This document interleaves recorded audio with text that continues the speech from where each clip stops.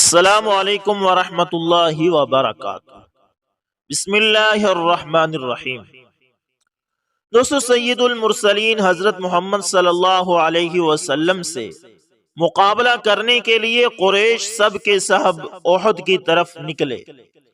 مقابلہ آرائی کے لیے لشکر میں سردار بھی موجود تھے اور غلام بھی۔ غزوہ بدر میں بری طرح شکست کھا جانے کی بنا پر ان کے سینے مسلمانوں کے خلاف بغض و کینہ سے اٹے ہوئے تھے۔ اپنے مقتولین کا بدلہ لینے کے لیے ان کا خون جوش مار رہا تھا۔ انہوں نے اپنے ہمراہ قریش کی عورتیں بھی لے لیں تاکہ وہ مردوں کو جنگ کے لیے ابھاریں اور جوانوں کے دلوں میں آبائی غیرت کے دیپ جلائیں اور انہیں پل بھر کے لیے بھی مزمحل نہ ہونے دیں۔ ان عورتوں میں ابو سفیان کی بیوی ہند بنت عتبہ اور عمرو بن عاص کی بیوی ریتا بنت منبہ اور طلحہ کی بیوی سلافہ بنت سعد اپنے تینوں بیٹوں مصافے، جلاس اور کلاب کے ہمراہ لشکر میں شامل ہوئے۔ ان کے علاوہ بھی بہت سی عورتیں شامل لشکر تھیں۔ جب جنگ احد میں دونوں فوجوں کے درمیان گھمسان کا رن پڑا تو ہند بنت عتبہ اور دیگر چند عورتیں اٹھی اور صفوں کے پیچھے جا کھڑی ہوئی۔ ان کے ہاتھوں میں ڈھولکیاں تھیں۔ انہوں نے ڈھولک کی تھاپ پر یہ گانا شروع کیا جس کا ترجمہ یہ ہے: اگر تم آگے بڑھو گے تو ہم گلے ملیں گے اور تمہارے لیے تکیے لگائیں گے، اگر تم پیٹ پھیر کر بھاگ نکلے تو ہم تمہیں دھتکار دیں گے۔ جذبات سے لبریز ترانہ شہ سواروں کے سینوں میں قبائلی غیرت کی آگ بھڑکاتا اور ان کے شوہروں کے سینوں میں جادو کا اثر کرتا۔ پھر جنگ سرد پڑ گئی۔ مسلمانوں پر قریش کو غلبہ حاصل ہو گیا تو عورتیں فتح کے نشے میں سرشار میدان کارزار میں رقص کنا ہوئیں اور شہداء کی لاشوں کا مسئلہ کرنے لگی۔ انہوں نے جوش انتقام میں لاشوں کے پیٹ چاک کر دیے، آنکھیں نکال دی، کان اور ناک کاٹ دیے۔ ان میں سے ایک عورت کا غصہ اس سے بھی ٹھنڈا نہ ہوا تو اس نے میدان بدر میں قتل ہو جانے والے اپنے بھائی، اپنے باپ اور چاچا کا انتقام لینے کے خیال سے لاشوں کے ناک کان کاٹ کر دھاگے میں پروئے، ایک کو ہار کے طور پر گلے میں ڈالا اور دوسرے کو پازیب بنایا۔ لیکن سلافہ بنت سعد کی اپنی قریشی سہیلیوں سے الگ تھلگ شان ہی نرالی تھی۔ وہ بڑی بے چینی کے ساتھ اپنے خاوند اور 3 بیٹوں کا شدت سے انتظار کر رہی تھی کہ اگر وہ نظر آ جائیں تو میں بھی فتح و کامیابی کی خوشی میں دوسری عورتوں کے ساتھ شریک ہو سکوں۔ اس کا دیر تک انتظار کرنا رائے گاں گیا تو وہ مارکہ آرائی کے میدان میں لاشوں کے چہروں کو ٹٹولتی ہوئی دور تک چلی گئی۔ اچانک وہ کیا دیکھتی ہے کہ اس کا خاوند خون میں لت پت موت کے منہ میں جا چکا ہے تو وہ غضبناک شیرنی کی طرح بھپر گئی اور انتہائی پھرتی کے ساتھ اپنے بیٹوں مصافے، کلاب اور جلاس کو میدان کے کونے کونے میں تلاش کرنے لگی۔ تھوڑی دیر بعد انہیں دیکھا کہ ان کی لاشیں احد کی چٹانوں پر بکھری پڑی ہیں۔ مصافے اور کلاب تو موت کے گھاٹ اتر چکے ہیں اور تیسرا بیٹا جلاس آخری سانس لے رہا تھا۔ سلافہ غم و اندوں میں مبتلا اپنے بیٹے کے پاس گئی اور بیٹھ گئی، اس کا سر اپنی گود میں لے لیا، چہرے اور پیشانی سے خون صاف کرنا شروع کیا، اس کی زندگی بچانے کے لیے سر توڑ کوشش کرنے لگی۔ اس ہولناک منظر کو دیکھ کر اس کی آنکھوں کے آنسو بھی خشک ہو گئے۔ آہو بکا کے عالم میں اپنے بیٹے سے پوچھا، میرے لخت جگر، تجھے کس نے یہ گہرے زخم لگائے؟ اس نے جواب دینا چاہا لیکن اکھڑا ہوا سانس جواب دینے میں رکاوٹ بن گیا۔ اس نے بار بار پوچھا کہ تجھے کس نے کھچوکے لگائے؟ اس نے بڑی مشکل سے اکھڑتے ہوئے سانس کے ساتھ جواب دیا کہ مجھے میرے باپ اور بھائیوں کو عاصم بن ثابت نے مارا۔ یہ سن کر سلافہ بنت سعد دیوانہ وار دھاڑی اور دھاڑے مار مار کر رونے لگی اور لات و عزا کی قسم کھا کر کہنے لگی میری آتش غضب اس وقت تک ٹھنڈی نہیں ہوگی جب تک قریش عاصم بن ثابت سے بدلہ نہیں لیں گے اور شراب نوشی کے لیے اس کے سر کی کھوپڑی مجھے نہیں دیں گے۔ پھر اس نے یہ اعلان کر دیا کہ جو اسے زندہ پکڑ کر لے آئے یا اس کا سر لے آئے تو میں اسے منہ مانگی دولت دوں گی۔ اس کا یہ اعلان قریش میں جنگل کی آگ کی طرح پھیل گیا۔ ہر نوجوان کے دل میں یہ تمنا انگڑائیاں لینے لگی کہ کاش یہ انعام میرے حصے میں آئے اور میں عاصم بن ثابت رضی اللہ تعالی عنہ کو تہ دیگ کرنے کا اعزاز حاصل کروں۔ غزوہ احد کے بعد مسلمان مدینہ کی طرف واپس لوٹے اور مارکہ آرائی کے متعلق آپس میں باتیں کرنے لگے۔ شہداء کے لیے رحمت کی دعا اور غازیوں کی ہمت و جرت کا تذکرہ نہایت ادب و احترام سے کرنے لگے۔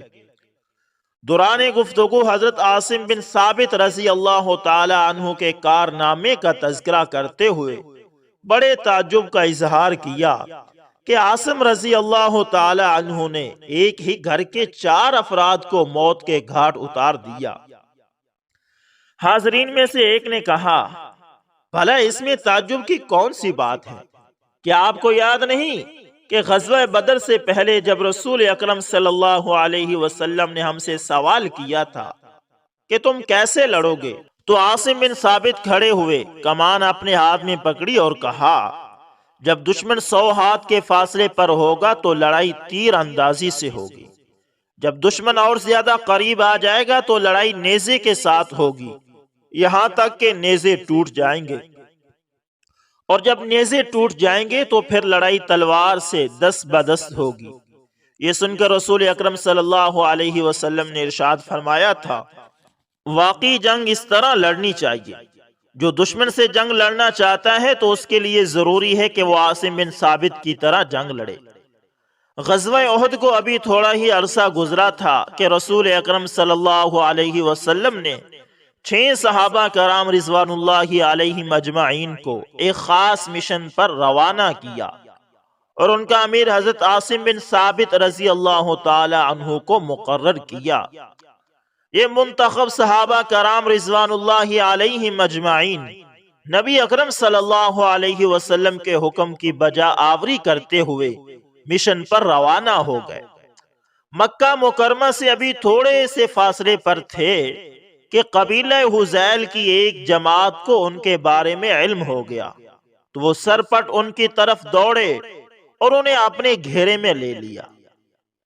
اس صورتحال دیکھ کر حضرت عاصم بن ثابت رضی اللہ تعالی عنہ اور ان کے ساتھیوں نے اپنی تلواریں نکال لی اور مقابلے کے لیے تیار ہو گئے۔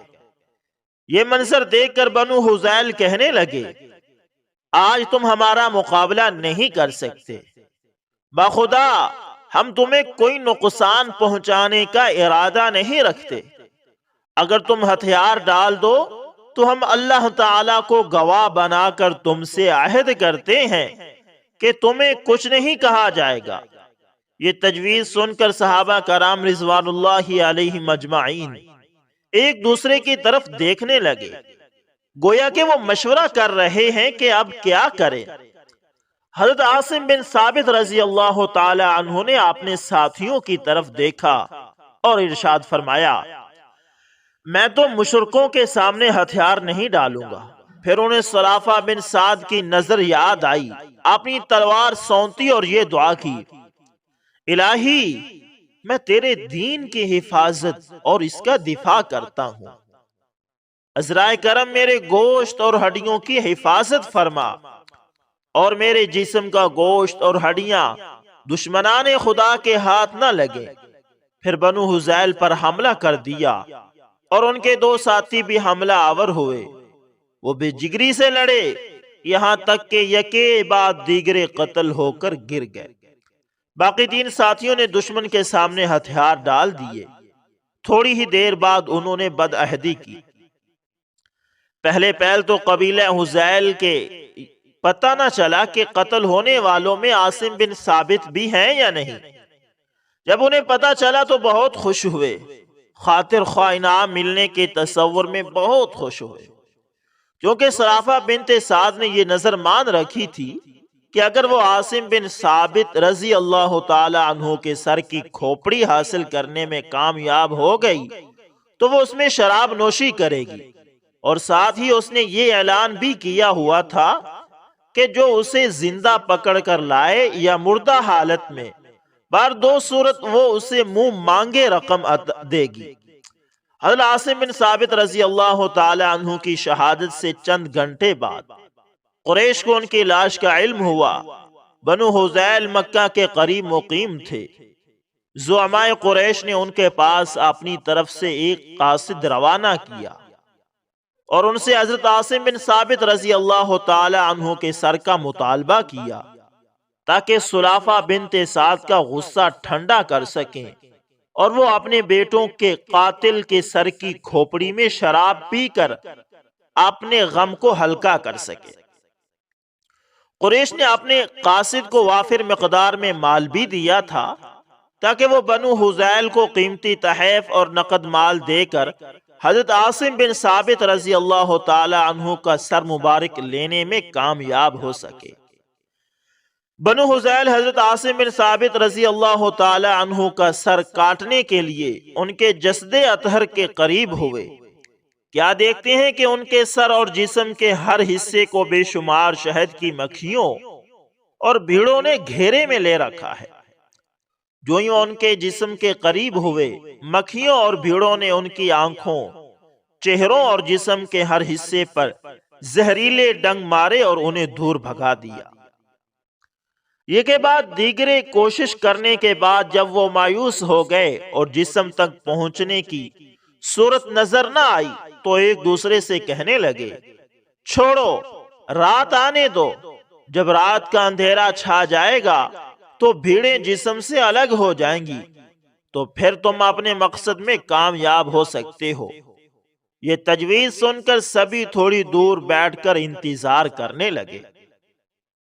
ابھی دن ختم نہیں ہوا تھا اور رات شروع ہوئی تھی کہ گھنے سیاہ بادل آسمان پر نمودار ہوئے۔ بادل کڑکا اور فضا میں لرزہ طاری ہو گیا۔ ایسی موسلا دھار بارش ہوئی کہ عمر رسیدہ یعنی بوڑھے لوگوں نے بتایا کہ ہم نے اپنی زندگی میں اس جیسی بارش کبھی نہیں دیکھی تھی۔ جلد ہی راستے اور گلیاں ندی نالوں کا منظر پیش کرنے لگی۔ نشیبی علاقے پانی سے بھر گئے، سیلاب کی مانند چاروں طرف پانی ہی پانی دکھائی دینے لگا۔ جب صبح ہوئی تو بنو حذیل حضرت عاصم بن ثابت رضی اللہ تعالی عنہ کی لاش ہر جگہ تلاش کرنے لگے، لیکن کہیں اس کا سراغ نہ ملا۔ سیلاب اسے بھا کر کہیں دور نامعلوم جگہ پر لے جا چکا تھا۔ دوستو، دراصل اللہ سبحانہ و تعالی نے حضرت عاصم بن ثابت رضی اللہ تعالی عنہ کی دعا قبول کر لی تھی اور ان کے جسم اطہر کی حفاظت کی اور ان کے باعزت سر کو اس ذلت امیز سلوک سے بچا لیا کہ اس کی کھوپڑی میں شراب پی جائے۔ اللہ تعالیٰ نے مشرکوں کو مومنوں پر غالب نہ ہونے دیا۔ اللہ تعالیٰ حضرت عاصم بن ثابت رضی اللہ تعالی عنہ پر اپنی بے شمار رحمتیں اور ان کی قبر کو ٹھنڈا فرمائے۔ رضی اللہ عنہ و ارضاہ، اللہ تعالیٰ ان سے راضی ہو اور وہ اللہ تعالیٰ سے راضی ہو۔ تو دوستو، یہ واقعات، سیرت صحابہ اور سیرت تابعین کا واقعات، یہ سب کے سب آپ کو سنانے کا ایک ہی مقصد ہے کہ ہم بھی صحابہ کرام رضوان اللہ علیہم اجمعین اور تابعین اعظام کی زندگی سے کچھ نہ کچھ سیکھیں۔ دراصل آج کا المیہ یہ ہے کہ ہماری نوجوان نسل صحابہ کرام رضوان اللہ علیہم اجمعین اور تابعین اعظام کی زندگیوں سے نابلد ہو چکی ہے۔ انہیں پتہ ہی نہیں کہ صحابہ کی کیسے دن اور کیسے رات گزرتی تھی، وہ اللہ کے نبی کی اطاعت میں اپنے آپ کو کیسے کھپاتے تھے، وہ دین کی محنت اور دین پر عمل کرنے کے لیے کیسی کیسی مشقتیں، کیسے کیسے مصائب برداشت کرتے تھے۔ تو دوستو، ضروری ہے کہ ہم خود بھی اور ہمارے بچے بھی اور ہماری نوجوان نسل بھی صحابہ کرام رضوان اللہ علیہم اجمعین اور تابعین اعظام کی زندگیوں سے روشناس ہوں، انہیں پتا ہو کہ ہماری اسلامی تاریخ یہ ہے، ہمارے صحابہ ایسے تھے، ہمارے صحابہ ایسے بہادر تھے۔ دوستو امید کرتا ہوں آپ کو ویڈیو اچھی لگی ہوگی۔ اگر یہ ہمارا کام پسند آئے تو لائک شیئر کومنٹ لازمی کریں، اور دوستو ان تمام واقعات کے حوالے ہمارے پاس موجود ہیں، یہ تمام کے تمام واقعات مستند ہیں، باقاعدہ ان کی کتب ہیں اور عربی کتب سے ان کو لیا جاتا ہے۔ یہ تمام واقعات تقریباً عربی کتب کے اندر لکھے جا چکے ہیں اور انہی سے لے کر ہم آپ تک یہ پہنچاتے ہیں۔ ہاں کچھ کتب کے اندر ترجمہ بھی ہو چکا ہے۔ امید کرتا ہوں ویڈیو اچھی لگی ہوگی، پسند ہے تو لائک شیئر کمنٹ لازمی کریں۔ ملتے ہیں کسی نیکسٹ اچھی سی ویڈیو کے اندر، تب تک کے لیے اللہ حافظ۔